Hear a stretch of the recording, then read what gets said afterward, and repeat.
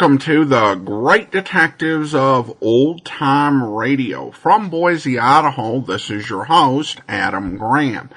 If you have a comment, email it to me, box13@greatdetectives.net. Follow us on Twitter at Radio Detectives and become one of our friends on Facebook. Facebook.com/Radio Detectives. Today's program is brought to you in part by the financial support of our listeners.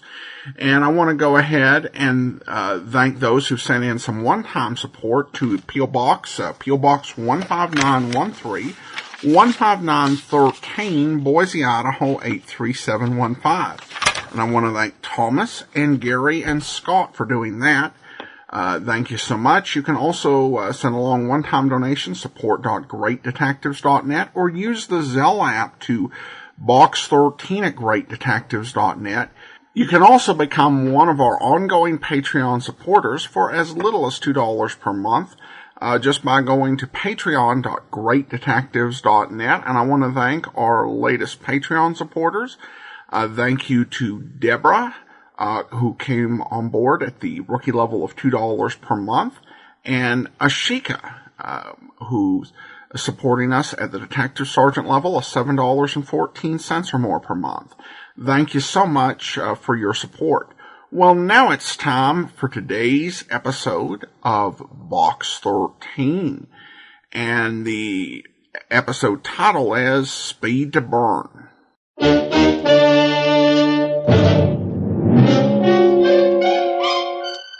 Box 13, with the star of Paramount Pictures, Alan Ladd, as Dan Holliday.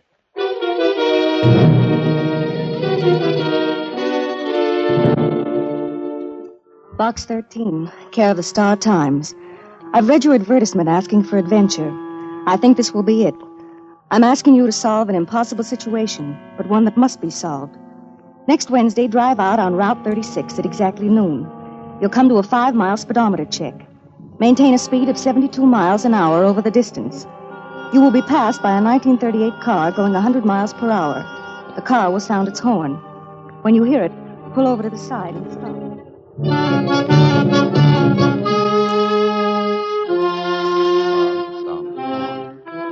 When you hear it, pull over to the side and stop. The letter had no signature, but it sounded intriguing. And it became even more so as time went on.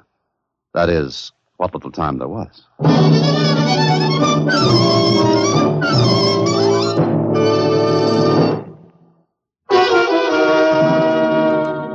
And now, back to Box 13 and Dan Holliday's newest adventure, Speed to Burn.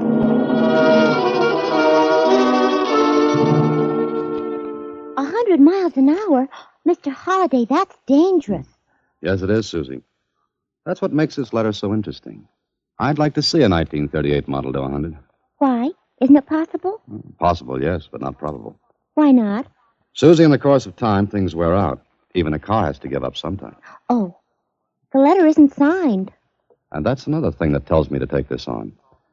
An unsigned letter, a 1938 car doing 100 per, and an impossible situation that has to be solved. Now, I ask you, Susie, wouldn't that make anyone pick up his ears?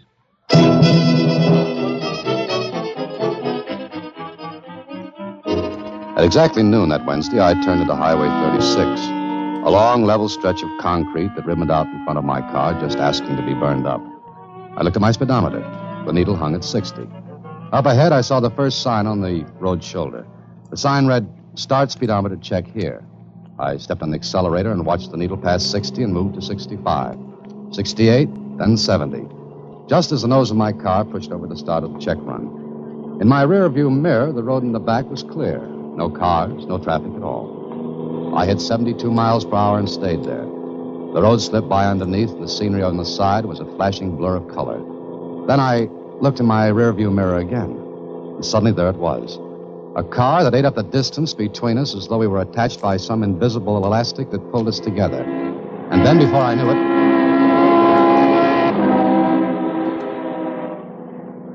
it was past me. I pulled up and stopped. Ahead, the car that passed me slowed down, and it also stopped. Then turned around and came back toward me.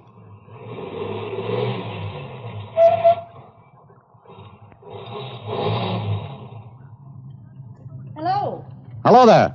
Hello. You're Box 13? That's right. And you're the only jet plane pilot I know with no license. Thank you for coming. Not at all. I enjoyed every second of it. Hey, what do you feed that car of yours? May I get in your car? Oh, please do. Thank you. I've taken a big chance in doing this, mister. Dan Holliday. My name is Nancy. Nancy Peters. That is a 1938 model you're driving. And from the looks of it, it's only a 6-cylinder job. Yes, but I haven't much time. I'll have to talk fast. Oh, all right, go ahead. I want you to help my brother.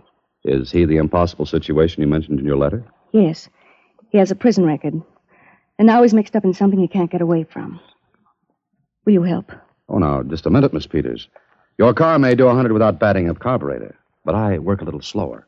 Before I do any helping, I'd like to know the 3 W's. Who, what, and where. Oh, I told you. It's my brother. That answers the who part. Now, how about what and where? Stolen cars. That's the what. One like yours? That has something to do with it. Go ahead. Tom's mixed up in a stolen car syndicate. Syndicate? It's a business now, huh? Bigger than anyone realizes. Well, why doesn't he get out? He can't. He's watched night and day. Sometimes I am, too. He didn't know what he was getting into till it was too late. All right, I'll buy that for now. But it'll take more explanation. Look, let's go somewhere else and talk. I just wanted to know if you'd be interested. Well, that car of yours intrigues me. Where do you want to go? Follow me. If you promise not to do any stunt flying, I'll be right in back of you.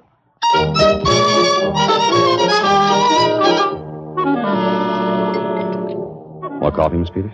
No, thanks. Are you interested, Mr. Holliday? Yes. All right. The syndicate looks like a legitimate business, but it's not. It's tied up with stolen car rackets in every city in the country. In which case, it's an item for the police, or better for the FBI. I suggest you go to them. I can't do that. My brother would be sent back to prison. Well, then let him quit. One man tried it. He was killed. How do you know? Tom told me. Mr. Holliday, I don't know who's at the head of the syndicate. I don't know anything about it, but you can find out and help Tom. And how do I do this? Will you do it? Well, I don't know, Miss Peters. Tell me, how did your brother get into this racket? He's a mechanic. He started to work at the Acme filling station, and it wasn't long before he was offered a job as a mechanic in a big garage in town. Before he knew it, he was in the racket and afraid to go to the police. Did he try? Once. Then he saw he was followed. He didn't try again. Not after the other man was killed. What can I do? Get a job at the Acme filling station. It was from there that Tom went to the syndicate. Now, look, Miss Peters, your brother's a mechanic. I'm not. I know just about enough to repair minor injuries. That's all. That's enough. They need men. The syndicate's getting bigger. And you want me to increase their organization by 1, namely Dan Holliday. I'll pay you $1,000 if you do. Oh, no, I don't want any money. This Acme filling station, where is it? 12902 Braddock Road. All right, I'll see what I can do, but no promises. Meanwhile, how do I get in touch with you? Oh, here's my name, address, and telephone number. Okay, Miss Peters. But like I said, no promises. I'd just like to nose around first and see what trouble I can get into. I left Nancy Peters and drove back to the city, got into some old clothes, and took a bus out to Braddock Road. The Acme filling station did business on a 3-way corner. From what I could see, it was a good business. I watched for a while until I spotted a man I thought was the boss. I waited until business cooled off a little, then walked over to him. Hello. Do something for you? I don't know. Depends on how badly you need help here. Help? You looking for a job? Yeah, guess I am. I saw you standing on the opposite corner looking over here. Thought maybe you was planning a holdup. No, thanks. That's getting money the hard way. But I saw you hopping around here and figured you could use some help. I don't know. Know anything about cars? Oh, a little. Enough to do minor repairs? Sure. Let me see your hands. Hold them out. Huh? Just hold them out. You ain't done much hard work in your life, have you? Well, not recently, no. Well, don't think I can use you, bub. But I need a job. Try someplace else. Okay. I was just asking. What's the matter? Got a phone here. I want to make a call. Inside, why? I just want to make a call, that's all. Okay, inside, I told you. It was a hunch, and I played it. The car that drove up was a police car, and I pretended to be afraid of it. I waited inside until the car rolled out. Then the boss came in. Make your call okay? Yeah, sure. Mm-hmm. Had to make that call all of a sudden, didn't you? I just thought of it. Oh, sure. Well, I'll see you later. Wait a minute. Sit down. What for? Maybe we can talk. Wait a second. What's the idea of closing the door? We can talk better. Why'd you do a fade when you saw that police car? I didn't see any police car. Quit kidding, Bub. You saw it coming and pulled that phony call routine. You hot? Look, all I did was ask you for a job. Thanks for your time and so long. Now, take it easy. Take it easy. Sit down again. What's your name? Make it Holiday, Dan Holiday. That sounds phony enough. Want a job? A minute ago, you were tight about that. Now you loosen up. Why? I like to help people. Uh-huh. Got a kind face. You want a job or not? Doing what? Handling the pumps, working on the grease rack, lubrication, wash rack, maybe doing some repair work now and then. How about it? Sounds like a full-time job. That's what you want, isn't it? Yeah, it's exactly what I want. Well, pick up some coveralls in the lockers out back. You start as of now.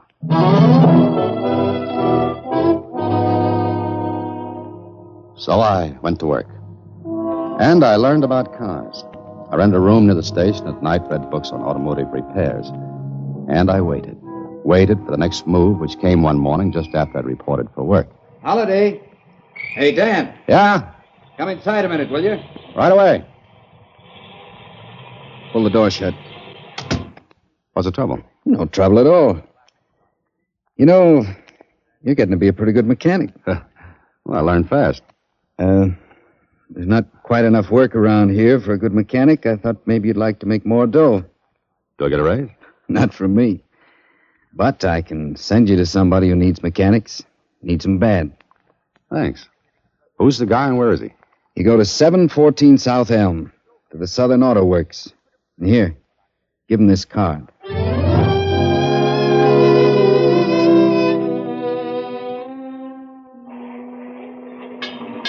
So, you're the guy Marty sends along, huh? That's right. He gave me this card to give you. Yeah. Okay. My name is Mike. Follow me. Sure. Kind of busy in here, aren't you? We keep going. Hey, this way. I can see why Marty says you need mechanics. Yeah, you can always use a good one. People crack up their cars or do a million things. Here, go in this door. Good luck, fella. Have a chair, Holiday. Well, thank you. So you're a mechanic. Well, that's what Marty says. And you live at 678 Bender Avenue, and you do a lot of reading at night. I know a lot about you, Dan, more than you think I do. Like what? Like the fact that you're a little shy of cops. I'm not afraid of them. I didn't say that. I said shy. Say like a guy who's just put in a little time would be. Now, don't be afraid, Dan. There's nothing to be afraid of. Look, I took the job at Marty's place because I needed it. But I don't have to be needled by you or anybody else. Maybe I did a stretch. And again, maybe I didn't. It's got nothing to do with the job. So long, Mr. Swanson. Stay right where you are. What's the idea? No idea, Dan. I'm just in need of good mechanics. Marty tells me you're pretty good. Not top-notch, but good enough. Okay, you want a job here? Doing what? Automotive repairs. What else? That's what I asked. What else? My, you're suspicious. Look, you can take the job or not as you like. Pay you $75 a week on a percentage basis for anything over that in time and work. I'd look like a chump if I turned that down. That's right. So I guess you're in, huh? Like you say, Mr. Swanson. I'm in.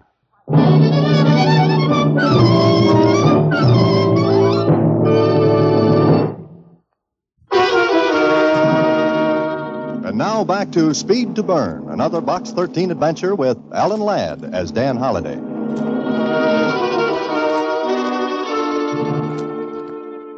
Like I said, I was in.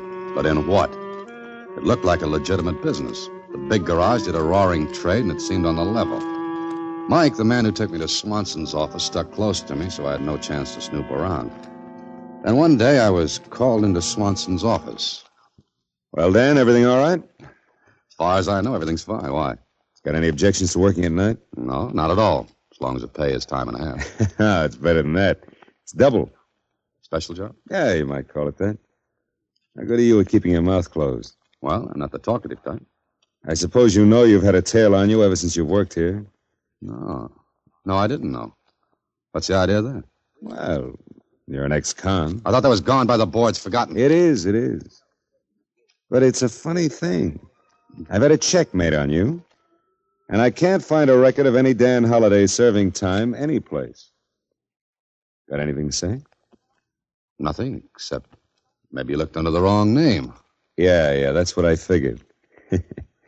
Anyway, you've been watched, and so far you're clean. Look, Mr. Swanson, you got me in here to talk about overtime work. Then you switched to my record. What's your pitch? Come around tonight at 10 o'clock, the back way. Just suppose I say no. Mike's a big guy. Maybe he could persuade you. Oh, I see. In other words, now that I'm in, I'm really in. In what, Dan? Maybe you can answer that better than I can. Maybe I can. Be here tonight at 10, the back entrance. Mike will see that you get here. Until then, so long, Dan. Well, it was a tight spot. I couldn't tell whether Swanson knew anything or not. I hadn't made a move to contact Nancy Peters or her brother Tom. But that night, I was to be at the garage at 10 o'clock. At 9:30, Mike came to get me, and 20 minutes later took me down in an elevator, down into the cellar below the big garage. And what I saw made me blink my eyes. Brother, this was a racket on a big scale. Put your eyes back in your head, Dan. You ain't seen a half of it yet. Hey, what is this? The part of the garage nobody sees but them as has business here. Take a good look. Must be 50 cars in here. Uh-huh. And all hot. Stolen? They ain't presents. Did you give them an hour in here, their owners wouldn't know from a bicycle. Come on, we'll see Swanson. Come in. Okay, Dan, come on in. Mike, see that things are running all right. Sure. See you later, Dan. Well, how do you like it, Dan? I don't know what I'm supposed to like, but it's big. And you're in it. What if I don't want to be? Well, when you're a chump, big pay, no Social Security or withholding tax, and no questions. Look, I don't want to serve any more time. You won't. We take care of our boys. Now, look, I need another mechanic badly. There are enough hot cars floating in here in the next 2 weeks to make yourself a pile of dough. Yeah, but Mr. Swanson... Holiday. You haven't got a choice. Either take the job or you'll never work again. Any place, any time. I guess you're calling the turns, Mr. Swanson. Take it easy. You'll be safe. Until there's a leak. There's no leaks here. We're big enough to have our own police force to watch the men who work for us, understand? Yeah, I think I do. Okay, Mr. Swanson, you've got yourself another boy. And from then on, I was watched closer than all the gold in Fort Knox. It was over a week later that I finally made contact with Tom Peters. Mike took me to him because Tom was to break me in on a new job. Mike wants you to work on the jalopies, huh? Yeah, that's right. Okay. I'm Tom Peters. I know you're Dan Holliday. Yeah. What do I do? Well, we got 10 hot cars rolling in tonight. They got to be pulled apart for shipping out tomorrow. That's a little fast, isn't it? Oh, that's nothing. One night we put out 18. Come here. See this paint? Yeah. Special stuff, huh? That's right. Washes off with caustic soda. Plain water won't touch it, only caustic soda. We spray a coat of this stuff on the car. And then what? What about the license plates? You kidding? Look here. Over 500 license plates from different states. With a new paint job, different plates, even different tires. You wouldn't be able to recognize your own car if you sat in it. I see. Pretty tight organization, isn't it? Brother, you don't know how tight. Make a bad move and you're material for a hearse. Well, you're to work on the manufacturer's numbers. Serial numbers of the motors, huh? Manufacturer's numbers. Never in the same place twice. Sometimes it's in the carburetor, sometimes in the block. Any one of a dozen different places. I see. And you tear down the engine, get rid of the number, and there's no chance left for positive identification of the car. Right. Okay, start tearing this baby down. It's got to roll out on the street by midnight. Let's go to work. And I worked. And all the while I did, I knew I was being watched. And I think I was even followed when I went home. For 3 nights we kept at it. There wasn't a chance to break loose. Then on the 4th night, Tom Peters came over to me. Shake loose from that job, Dan. We got a special to do. Special? Okay, what is it? Look here. Are you kidding? This gotta be a hot car. No, it's not. What's it look like? Like a broken-down model of 10 years ago. Who wants a crate like this? Wait a minute. Now, take a look under that hood. Look at that power plant. Uh-huh. The engine's from a British tank. There's enough power under that hood to make this baby climb right up the side of a building. I don't get it. Why put that motor in this old job? Look underneath at the springs. Springs are upside down. Sure, for a low center of gravity. And the body of the crate's lined with armor plate, and it's got bulletproof glass throughout. What are these things inside? Oh, extra gas tanks. Uh-huh. This is a getaway car, special built. We parked this in front of a bank, and no cop would take a second look at it. But no other car made can get near it for speed or power. Now, that's real neat. Well, looks like the boys think of everything, don't they? They don't miss. You know, I'll bet anyone could take a 1938 car and hop it up with one of these motors. Sure, why not? Year don't make no difference. Even a girl could drive one. Sure, why? One her brother put together for her before he got into this racket. Girl? 1938? What'd you say that for? Take it easy, Tom. What are you driving at? Nancy, your sister? What about her? She got me in here to get you out. Oh, look, she's crazy. You're crazy. This is a tight box. You want to get out? Cut it out, Dan. You're asking for trouble. Look, together we can break this racket. Look, there's not a chance. Hold it. Here comes Mike. Hey, what are you guys gabbing for? Just looking over this job, Mike. It's pretty sweet. Yeah. Well, get it in shape. Some of the boys want it for a heist job tonight. You got an hour to work it over. Heist job? Yeah, they're knocking over a bank. Okay, help me, Tom, and I'll help you when we get out of this. Listen, don't you think I'd have made a break before now? They got me going and coming. And I'll do it. They're watching you every minute. That's the chance I have to take. Where's your lunch pail? Lunch pail? Have you gone nuts? Just give it to me. You drink coffee, don't you? Sure. With cream and sugar. You happy now? Tom, that makes me very happy. Later that night, when I was through working, I left the garage. I tried to phone Nancy Peters 3 times, but she was out. The last time, I left a message for her to meet me in the lobby of a movie. I went there hoping I'd shaken my shadow off my trail. Fortunately, she got my message. And I told her to call the FBI, to give them the address of the garage, 714 South Elm, and to make it fast because there was no time to lose. Then I walked out of the lobby and into the street. I looked back. Nancy Peters was going toward a phone booth in the theater lobby. I was about to walk to my room when... Enjoy the picture, Holiday? Mike. Yeah, Mike. Funny about you. You bought a ticket, walked in, talked with that dame, came right out again. I remembered I'd seen the movie before. Sure. Who was the dame? What are you talking about? The dame. Who was she? What did you say to her? Look, Mike, that's my personal business. Then it's mine, too. She went to a phone booth inside. Can I help it if some girl wants to use a phone? Yeah, I figure you can. Now, come on. We're going to Swanson.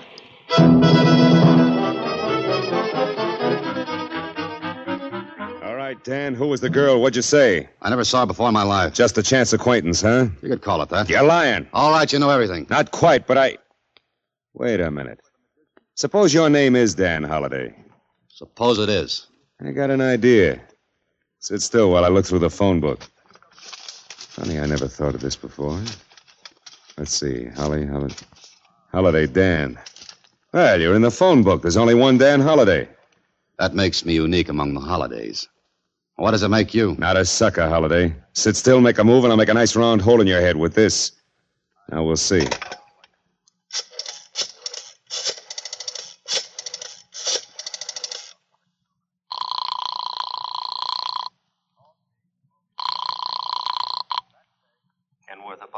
Mr. Dan Holliday, please. Mr. Holliday isn't in. Oh? Is he out of town, do you know? Who's calling, please? An old friend, Mr. Swanson. Oh, well, Mr. Swanson, Mr. Holliday's been gone for almost 2 weeks. Is that so? Well, thank you. Thank you very much.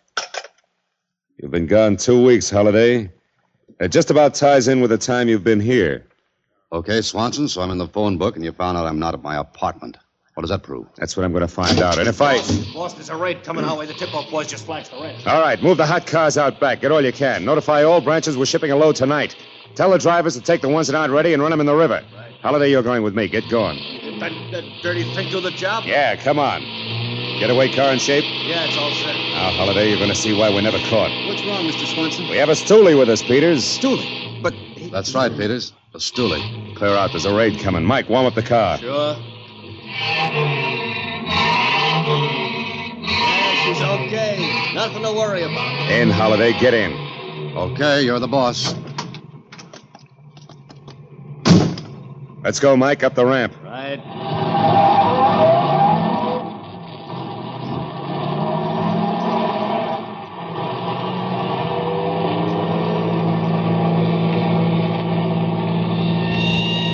There they are. Play with them, Mike. Let Holiday see how good we really are. But, boss! You heard me. And I'm almost catch up to us. And Holiday, don't duck when you hear shooting. They can't touch us in this. Besides, I want to save you for myself.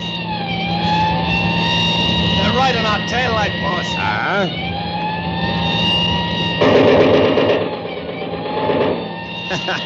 They might as well be using pea shooters. Never get out of the city, Swanson. Oh, show them what we can do, Mike. Get away. Yeah.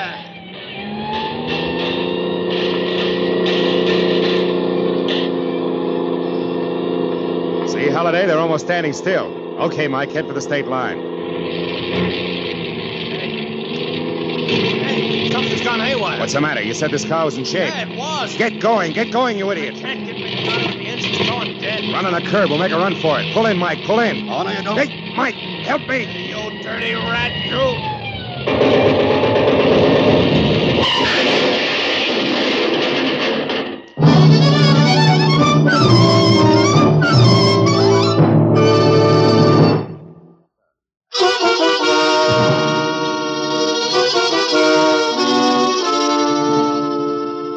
Gee, you're all right, aren't you, Mr. Holliday? Oh, sure, Susie. Just some minor cuts and bruises. What happened? Well, Mr. Swanson took his eyes off me for a second. That was enough. I grabbed his gun. Jeepers. But what happened to the car?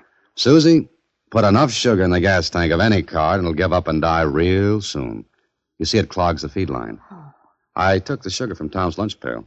Now, that was real smart. But how did you know you were going to be in the car? Well, I didn't. I planned to wreck the bank job. But as they say in books, sometimes things work out differently. And for the best. What about Tom Peters? He's all right. He was roped in. Fear made him stay. Hey, Susie, how about some coffee? Oh, sure. Right here. Cream? Thanks. Sugar? Lots of it, Susie. Lots of it. I just love sugar. Listen in again next week when, through the courtesy of Paramount Pictures, Alan Ladd stars as Dan Holliday in Box 13. Box 13 is directed by Richard Sandville, with this week's story written by Albert Wagner from an original story by Bernard Fines. Original music is composed and conducted by Rudy Schrager, and the part of Susie is played by Sylvia Picker. Vern Karstensen is in charge of production. This is a Mayfair production from Hollywood. Watch for Alan Ladd in his latest Paramount picture. Welcome back. When you've got a strategy for going undercover that is worse than David Banner in the 1970s Incredible Hulk TV series, you kind of need to reconsider your tactics. If there's any defense to the idea of giving your right name when you're supposed to be undercover, it's just that, as happened with Dan, the guy didn't think that Dan would be silly enough to give him his right name. The big problem, I think, for Dan is that he is supposed to be somewhat well known. He was a reporter in this area, and then he's had several successful books. I mean, I actually would have liked it if he'd said, name's Dan Holliday, and they said, oh, like the writer? Of course, not all writers are famous, and I don't think Dan is like a household name in his world. But it seems like a bit of a big risk to take. Also, I think this was the first time we heard Gerald Moore on Box 13. Alright, well, let's get into some listener comments and feedback, and we have this from Scott, who writes, listening to your podcast have made my life better in so many ways. Thank you for your guidance with regards to this lost art of entertainment. I hope my donation will help you to continue down the dusty path. Well, thank you so much, Scott. And then Gary, who writes, thank you. Really enjoyed the podcast. I especially appreciate your consistency. Every morning there will be a show for me to listen to as I shower and dress. Other podcasts will often have gaps in their podcast release date. So again, thank you for your consistency. Well, thank you so much, Gary. We definitely try. And if we have a technical glitch, it's definitely a priority to get that corrected. So appreciate your kind words as well as your support of the program. I also want to go ahead now and thank our Patreon supporters of the day. Thank you to Zant, Patreon supporter since February 2017, currently supporting us at the Shamus level of $4 or more per month. Thank you so much for your support. Well, that will actually be all for today. Join us back here tomorrow for Dick Tracy. And then a week from Saturday, we're going to be bringing you T-Man. And then next Monday, we'll be back with another episode of Box 13. In the meantime, send your comments to box13@greatdetectives.net. Follow us on Twitter at Radio Detectives and become one of our friends on Facebook, facebook.com/Radio Detectives. From Boise, Idaho, this is your host, Adam Graham, signing off.